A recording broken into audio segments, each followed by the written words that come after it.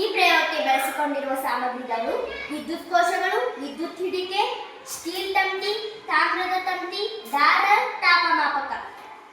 ಇದೆಲ್ಲ ಸಾಮಗ್ರಿಗಳನ್ನು ತೆಗೆದುಕೊಂಡು ನಾನು ವಿದ್ಯುತ್ ಹೀಟರ್ ಮಾದರಿಯನ್ನು ತಯಾರಿಸಿದ್ದೇನೆ. ಮೊದಲನೆಯದು ದಾರದ ಪ್ರಯೋಗ, ಇನ್ನೊಂದು ಸ್ಟೀಲ್ ತಂತಿಯ ಪ್ರಯೋಗ, ಇನ್ನೊಂದು ತಾಮ್ರದ ತಂತಿಯ ಪ್ರಯೋಗ. ಈಗ ದಾರದ ಪ್ರಯೋಗ. ದಾರವನ್ನು ಬಳಸಿದಾಗ ನೀರು ಬಿಸಿಯಾಗುವುದಿಲ್ಲ, ಏಕೆಂದರೆ ದಾರವು ಅವಾಹಕಗಳು ತಮ್ಮ ಮೂಲಕ ವಿದ್ಯುತ್ತನ್ನು ಹರಿಯಲು ಬಿಡುವುದಿಲ್ಲ.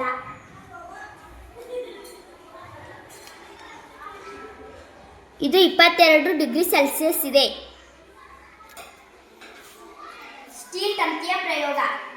ಸ್ಟೀಲ್ ಅನ್ನು ಬಳಸಿದಾಗ ನೀರು ಬಿಸಿಯಾಗುತ್ತವೆ, ಏಕೆಂದರೆ ಸ್ಟೀಲ್ ತಂತಿಯು ವಾಹಕಗಳು ತಮ್ಮ ಮೂಲಕ ವಿದ್ಯುತ್ತನ್ನು ಹರಿಯಲು ಬಿಡುತ್ತವೆ.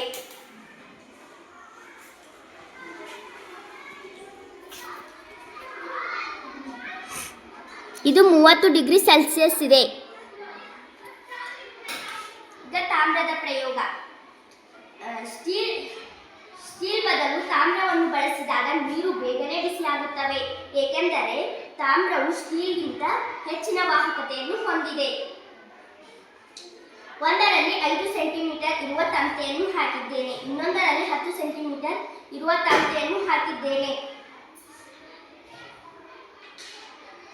5 ಸೆಂಟಿಮೀಟರ್ ತಂತಿಯನ್ನು ಬಳಸಿರುವುದರಲ್ಲಿ ನೀರು ಬೇಗನೆ ಬಿಸಿಯಾಗುತ್ತವೆ. 10 ಸೆಂಟಿಮೀಟರ್ ತಂತಿಯನ್ನು ಬಳಸಿರುವುದರಲ್ಲಿ ಸ್ವಲ್ಪ ಸಮಯ ತೆಗೆದುಕೊಂಡು ಬಿಸಿಯಾಗುತ್ತವೆ.